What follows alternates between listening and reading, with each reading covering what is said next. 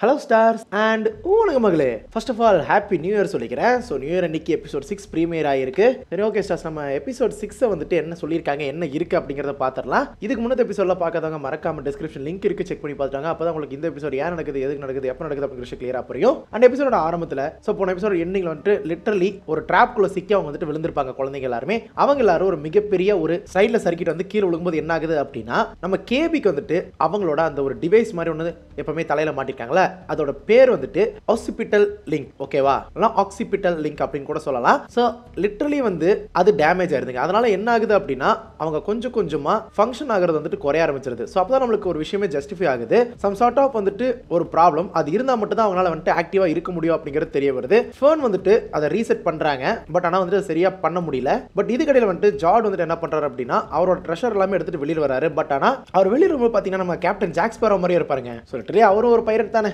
அந்த மாதிரி வர மாதிரி தான் இருக்கும். பட் ஒன்ஸ் வெளியில் வந்ததுக்கப்புறம் என்ன ஆகும் அப்படின்னா, ப்ரூட்டஸோட ஒரு பைரட் க்ரூ இருக்கிற ஒருத்தர் வந்து பிடிச்சிருவாங்க. பட் இருந்தாலும் எக்ஸ்விங் ஃபைட்டர்ஸ் எல்லாருமே வந்துட்டு அந்த இடத்துல வந்து பைரட்ஸ் தாக்க ஆரம்பிச்சிருவாங்க.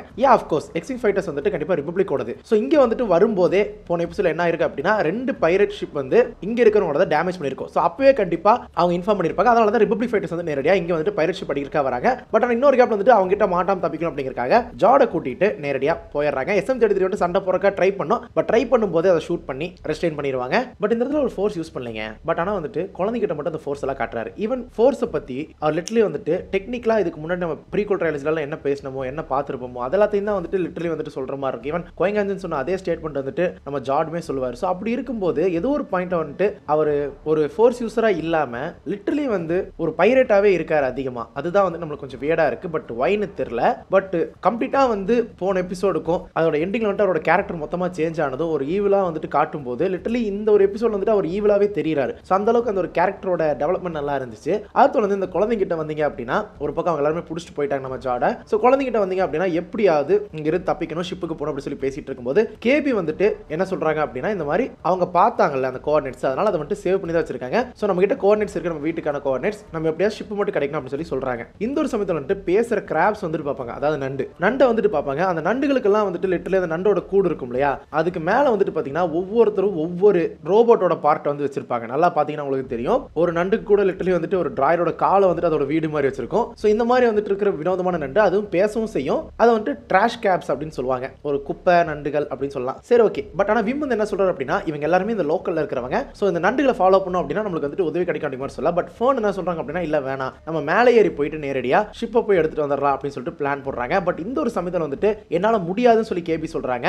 ஏன் முடியாது, முடியும்னு சொல்லும்போது இல்ல முடியாது அப்படிங்கிற சொல்லிட்டு கொஞ்சம் கோவப்படுறாங்க கேபி. ஏன் அவங்க கோவப்படுறாங்க சொல்லி நம்மளுக்கு வந்துட்டு இப்ப தெரியாது. பட் ஆனா ஃபர்தரா தெரியும். ஸோ அதனால வந்துட்டு நீலும் ஃபேனும் போறாங்க. அதே சமயம் ஒரு பக்கம் விம்மும் கேபி போறாங்க. ஆரம்பத்துல இருந்தே வந்துட்டு 2 பேருமே ஒரு பாண்ட் வந்துட்டு இவங்க 2 பேரும் ஃப்ரெண்ட்ஸா இருப்பாங்க, அவங்க 2 ஃப்ரெண்ட்ஸா இருப்பாங்க. பட் ஆனா இந்த இடத்துல வந்துட்டு அந்த பாண்டே சேஞ்ச் ஆகும். ஈவன் அந்த ஒரு விஷயத்தை வந்துட்டு நம்ம ஃபேனே வந்துட்டு சொல்லுவாங்க, ஐ திங்க் நம்மளோட பாதை மாறுதுன்னு நினைக்கிறேன் அப்படிங்கிற மாதிரி சொல்லிட்டு தான் பிரிஞ்சு போவாங்க. லிட்டரலி வந்துட்டு அந்த கேபிக்கு அவளுக்கு இருக்கிற அந்த பாண்டே பிரியற மாதிரி சொல்லிட்டு போவாங்க. சரி, ஓகே. ஒன்ஸ் வந்துட்டு இவங்க 2 பேரும் பிரிஞ்சதுக்கு அப்புறம் இன்னொரு பக்கம் பைரட் ஷிப்ல என்ன ஆகுது அப்படின்னா, ப்ரூட்டஸ் லிட்டரலி என்ன பண்றாருன்னா, நம்ம ஜார்டுக்கு ஆர் சில்வோக்கு செஞ்ச தப்புக்கு மரண தண்டனை கொடுத்துறாங்க, ஏர்லாக்குள்ளேயே தூக்கி வீசுற மாதிரி. பட் இருந்தாலுமே அந்த இடத்துல ஒரு லேடி சொல்லுவாங்க, இந்த மாதிரி பைரட்ஸ்க்குன்னு ஒரு கோட் இருக்கு, அது என்ன அப்படின்னா the right of the last appeal, அதாவது கடைசி ஆசை அப்படிங்கிற மாதிரி வந்துட்டு சாகருக்கு முன்னாடி கடைசி ஆசை கேட்பாங்களா, அந்த மாதிரி கூட வச்சுக்கோங்க. ஸோ அப்படி சொல்லும்போது நம்ம சில்வோ ஆர் ஜார்ட் அவர் என்ன பண்றாரு அப்படின்னா, முடிஞ்ச வரைக்கும் அவரை கொல்லாம இருக்கிறதுக்கு என்ன பண்ண முடியுமோ அவங்களுக்கு அதை வந்துட்டு அவர் கொடுக்குறாரு. மோரல் லைக் ஆட்டினை பத்தியும் அதே சமயம் அதோட கேப்டன் ரெனார்டோ பத்தியும் சொல்றாரு. ஸோ எல்லாத்தையுமே சொல்றாரு. பட் ரெனார்டோ எல்லாமே கட்டுக்கதை அப்படி மாதிரி சொல்லணும். இவங்க ஒரு ரைம்ஸ் வச்சிருப்பாங்க லிட்டரலி கட்டுக்கதைகளை பத்தி இருக்கிற மாதிரி. ஸோ அந்த ரைம்ஸ் எல்லாமே பாடிட்டு இருந்தாலுமே அந்த இடத்துக்கான வழி எனக்கு தெரியும் அப்படிங்கிற மாதிரி சொல்லிட்டு அவர் வந்துட்டு கன்வின்ஸ் பண்ணிடுவாரு. ஸோ இப்படி கன்வின்ஸ் பண்றது மட்டும் இல்லாம ஓல்டர் பீப்புளோட கிரெடிட்ஸ் இருக்கு இல்லையா, அது வந்துட்டு இவர்கிட்ட ஒன்று இருக்கும், அதையுமே வந்துட்டு காட்டுவார். ஸோ எல்லாமே காட்டி அவர் வந்துட்டு கன்வின்ஸ் பண்ணிடுவாருங்க. அதனால வந்துட்டு எல்லாரும் ஒத்துக்குவாங்க, அட்டாட்டின் போறோம். பட் ஆனால் அங்கே போயிட்டு எதுவுமே இல்லை அப்படின்னா, கொய்யால நீ செத்தரா அப்படி மாதிரி சொல்லிட்டு தான் போறாங்க. ஏன்னா இதுக்கு முன்னாடி அவர் பேச்சு கேட்டு வந்தப்போ இவங்களுக்கு கிரெடிட்ஸ் கிடைக்கல, வெறும் ஒரே ஒரு கிரெடிட் தான் கிடைச்சது. பட் ஆனால் அங்கே போனீங்க அப்படின்னா உங்களுக்கு கிரெடிட்ஸ் தீரவே தீராது, இருந்துகிட்டே தான் இருக்கும். அப்படி இருக்கிற ஒரு இடம். ஏன்னா ஆஃப்கோர்ஸ் முன்னாடியே சொல்லியிருப்போம், அது வந்துட்டு ஒரு ரிபப்ளிக் கிரெடிட்டோட மின்ட்னு சொல்லியிருப்போம். அதாவது கிரெடிட்ஸை உருவாக்குற ஒரு இடம் தான் இருக்கு அப்படிங்கிறதுனால அவர் வந்துட்டு தைரியமா பேசுறாரு. அதனாலவே இங்கிருந்து தப்பிச்சிடுறாரு.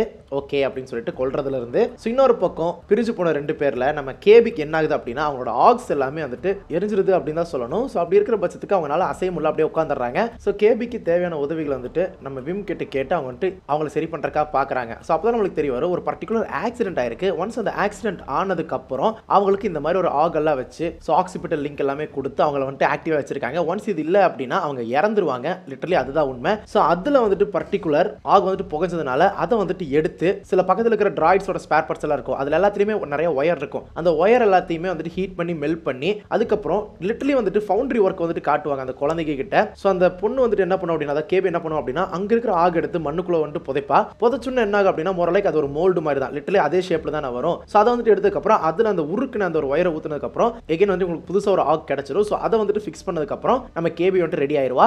ஒன்ஸ் ரெடி ஆகி ஆக்டிவ் ஆனதுக்கப்புறம் ஆஃப்கோர்ஸ் தேங்க்ஸ் ஜெடாய் அப்படின்னு சொல்லிட்டு நம்ம விம் கிட்ட சொல்லுவாங்க. அண்ட் இந்த இடத்துல வந்துட்டு இன்னொரு விஷயம் சொல்லி ஆகணும். என்ன அப்படின்னா, இந்த எபிசோட் வந்துட்டு லிட்டரலி வந்துட்டு கொஞ்சம் நம்மளுக்கு ஒரு ஸ்லோவாயிருச்சு அப்படின்னு தான் சொல்லணும். அதாவது பீக் வரைக்கும் கொண்டு போனது வந்துட்டு ஸ்லோ பண்ணிட்டாங்க அப்படின்னு தான் சொல்லணும். பட் இருந்தாலுமே அவங்க கிட்ஸ் தான் அப்படிங்கிறத ஜஸ்டிஃபை பண்ற மாதிரி ஒரு ரியாலிட்டிக்கு நம்மளை கொண்டு போயிருக்காங்க அப்படின்னு தான் சொல்லணும். ஏன் அப்படின்னா அவங்க ரெண்டு பேருமே குழந்தைங்க தான், கேபி ஆகட்டும் ஃபோன் ஆகட்டும். ஆக்சிடென்ட் ஆனதுக்கு அப்புறம் வந்துட்டு அவ பண்றது எல்லாத்தையுமே என்னால பண்ண முடியும் சொல்லி அவன் நினைக்கிறா. பட் எல்லாருனாலுமே அது முடியாது. ஒருவேளை பண்ணல அப்படின்னா என்கிட்ட அவ ஃப்ரெண்டா இருக்க மாட்டான்னு நினைச்சிட்டு தான் நான் வந்துட்டு என்னால பண்ண முடியும்னு சொல்லிட்டு அவளுக்கு ஏற்ற மாதிரி நான் வாழ்ந்துட்டு இருக்கேன். ஏன்னா ஒருத்தி மட்டும் தான் எனக்கு ஃப்ரெண்டு, அவளு இல்லைன்னா என்ன பண்ண அப்படின்னு கேட்கும்போது ஏன் நாங்க ரெண்டு பேரும் இல்லையா அப்படின்னு சொல்லிட்டு நம்ம விம் வந்துட்டு கேட்பா. அதுக்கப்புறம் தேங்க்ஸ் அப்படிங்கிற மாதிரி தான் வந்துட்டு சொல்லுவா. ஸோ லிட்டரலி வந்துட்டு நம்ம கிட்ட இருக்கிற ஒரு ஃப்ரெண்டு தான் இருக்காங்க அப்படிங்கும்போது அவங்களுக்கு என்ன வேணுமோ அதை தான் நம்ம பண்ணிட்டே இருப்போம் அப்படிங்கிறது, அதாவது அவங்களை டிபெண்ட் பண்ணி தான் அந்த பொண்ணு இருந்திருக்கா அப்படிங்கிறது தெரிய வந்திருக்கு. ஸோ இவளுக்குன்னு ஒரு செல்ஃபா பண்ண முடியாதுங்கிறத கூட அவனால சொல்ல முடியலங்க. ஸோ இண்டிபெண்டா இல்லாம ஸோ அவளை டிபெண்ட் பண்ணி அவளுக்காகவே வந்துட்டு அவள் வாழ்ந்துட்டு இருந்திருக்கா ஃப்ரெண்டா இருக்கும்போது இவ்வளோ சின்ன வயசுலேயே. அதனால வந்துட்டு ஃபர்ஸ்ட் டைம் வந்துட்டு அவ மேல வந்துட்டு காரணம் இல்லாமல் கோவப்பட்டிருக்கா, என்னால் இது பண்ண முடியாது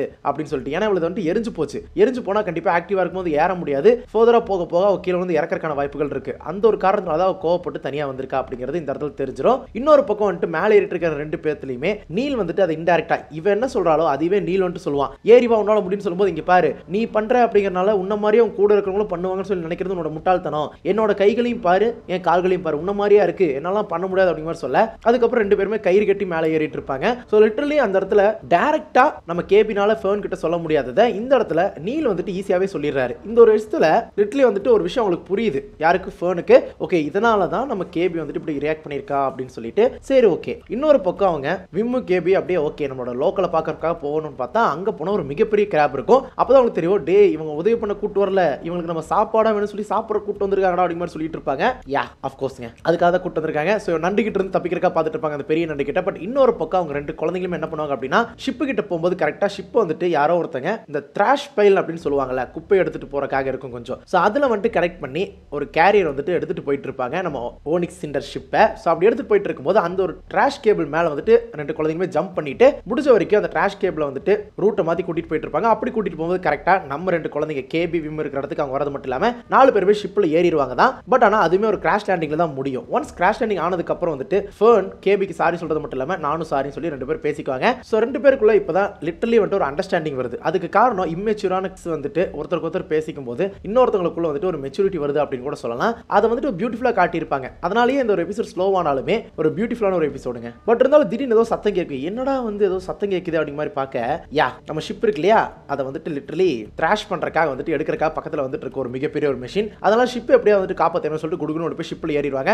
பட் ஆனால் ஓட்டுறதுக்கு என்ன பண்ற சொல்லி தெரியாது. பட் கேபி வந்துட்டு கொஞ்சம் நம்ம SM33 பண்றது ஜாட் பண்றது எல்லாமே ஞாபகம் வச்சிருப்பாங்க. அதனால வந்துட்டு இருக்கிற பட்டன்லாம் ஆன் பண்ணிடுவாங்க. யார் ஷிப் ஓட்டுறதுன்னு சொல்லி பார்க்கும்போது நீல் தான் ஓட்டுற மாதிரி இருக்கும். இன்னொரு பக்கம் ஜம்ப் ஸ்டார்ட் தான் பண்ணும். அதனால போயிட்டு அந்த ஒரு ஜென்ரேட்டர் இருக்கிற ஒரு பர்டிகுலர் டிவைஸ் வந்துட்டு போய் தட்டுனதா ஸ்டார்ட் ஆகும். அதாவது வண்டி வந்துட்டு ஆனாலும் கிக் அடிப்போம் இல்லையா அந்த மாதிரிங்க. ஸோ லைக் தட் போயிட்டு அவங்க பண்ணிட்டு இருப்பாங்க. வண்டி எல்லாம் ஸ்டார்ட் ஆயிரும். ஸ்டார்ட் ஆனதுக்கு அப்புறம் பார்த்தா அந்த ஒரு மிகப்பெரிய ஒரு ட்ராஷ் வந்துட்டு புல் பண்றது நம்ம ஷிப் வந்துட்டு கிராஷ் பண்ண ஆரம்பிச்சிடும். பட் இருந்தாலும் எந்த ஒரு சமயத்திலுமே வந்துட்டு ஒரு டெமாலிஷன் பட்டன் ஒன்று இருக்கும், எமர்ஜென்சி ஹல் டெமாலிஷன் பட்டன் சொல்லிட்டு. ஸோ அந்த ஒரு ஹல் டெமாலிஷன் பட்டன் வந்துட்டு அழுத்த வேணாம்னு சொல்லிட்டு SM33 சொல்லியிருக்கும். ஆஃப் கோர்ஸ் செகண்ட் எபிசோட்ல சொல்லியிருக்கும். பட் ஆனால் அதை வந்துட்டு அழுத்திடலாம் அப்படின்னு சொல்லிட்டு அழுத்திடுவாங்க. பட் ஆனால் அழுத்தினதுக்கு அப்புறம் என்ன ஆகும் அப்படின்னா லிட்டரலி அந்த ஷிப்புக்கு மேல இருக்கிற அந்த ஒரு ஹல்ல தான் மொத்தமாக வந்துட்டு அந்த ட்ராஷ் வந்துட்டு இழுத்துட்டு இருக்கும். அப்படி இழுக்கும் போது உள்ள இருக்கிற ஷிப் வந்துட்டு தனியா வெளியில வந்துடும். ஸோ மொரலைக்கு வந்துட்டு ஒரு டுவல் ஷிப் மாதிரின்னு கூட சொல்லலாம் போலங்க. ஸோ அந்த மாதிரி தான் இருந்துச்சு. சுத்தி இருக்கிறது வந்துட்டு நார்மலா இருந்தாலும் அதுக்குள்ள ஒரு ஷிப்பா இருந்து மொரலைக்கு ஒரு ஸ்கின் மாதிரி பாம்பு தோல் இருக்கும் இல்லையா, பாம்பு இருக்கும், பாம்பு தோல் உரிக்கிற மாதிரி அது உரிச்சுக்கிட்டு போயிடும். இவங்க வந்துட்டு ஷிப் எடுத்துட்டு தப்பிச்சிருவாங்க. ஸோ லிட்டரலி அது ஒரு புது ஷிப்பா மாறி அவங்க எஸ்கேப் ஆக அந்த இடத்துல க்ளோஸ் பண்ணி தான் இந்த எபிசோட் முடியுது. ஸோ ஃபர்தரா வந்துட்டு இந்த குழந்தைகளா சேர்ந்து ஏன்னா இன்னும் 2 எபிசோட் பாக்கி இருக்கிற பட்சத்துக்கு ஒரு பக்கம் ஆட்டாட்டினுக்கு பைரட்ஸும் போறாங்க, இன்னொரு பக்கம் ஆட்டாட்டினோட லொகேஷனை வச்சுக்கிட்டு இவங்களும் போறாங்க. பட் இவங்களால ஈஸியா போயிட முடியுமா? பட் அப்படியுமே போனாலும் அடுத்த எபிசோட்ல போற மாதிரி காமிச்சாலுமே அடுத்த எபிசோட் எண்டிங்ல வந்துட்டு பைரட்ஸ் எல்லாருமே ஊடுருவ மாதிரி காட்டி கூட இந்த எபிசோட் முடியலாம். அதை தொடர்ந்து ஃபைனல் எபிசோட்ல கண்டிப்பா அந்த சுப்பீரியர் யாருன்னு கூட நம்ம கிட்ட காட்டலாம், பாப்போங்க. ஸோ எப்படி வந்துட்டு அடுத்த 2 ஃபினாலே வந்துட்டு இருக்க போகுதுன்னு சொல்லி தெரியல. பட் இந்த எபிசோட் கொஞ்சம் ஸ்லோவா இருந்தாலுமே அந்த ஒரு கிட்ஸோட கேரக்டர் டெவலப்மெண்ட்டுக்கு ஒரு யூஸ்ஃபுல்லான ஒரு எபிசோடா இருந்துச்சு. அதே சமயம் வந்துட்டு நிறைய இடங்கள்ல வந்துட்டு வந்துட்டு நம்ம ஜாடை பார்க்கும்போது நம்ம ஜாக் ஸ்பேரோ தான் ஞாபகம் வந்தாரு. ஏன்னா ஒரு பாயிண்ட் வந்துட்டு பர்போசா வந்து நம்ம ஜாக்கை கொல்லக்கூடாது அப்படிங்கிறக்கா கன்வின்ஸ் பண்ணுவார்ல, அந்த மாதிரி தான் ப்ரூட்டஸை வந்துட்டு நம்ம ஜார்ட் கன்வின்ஸ் பண்ற மாதிரி இருந்துச்சு. So literally that kind of பியூட்டிஃபுல்லா இருந்துச்சு. நானுமே சில இடத்துல வந்துட்டு பார்த்தேன் இந்த ஒரு ரெஃபரன்ஸ் எல்லாமே நல்லா இருந்துச்சுங்க. சரி ஓகே, மேலும் ஒரு புது வீடியோவில் பார்க்கும் வரை உங்களிடம் விடைபெறுவது உங்கள் script Tamil short of centres. So அதோட ரொம்ப முக்கியமான விஷயம் என்னன்னா பேராட்டல் உங்களுக்கு துணையா இருக்கும். May the force be with you.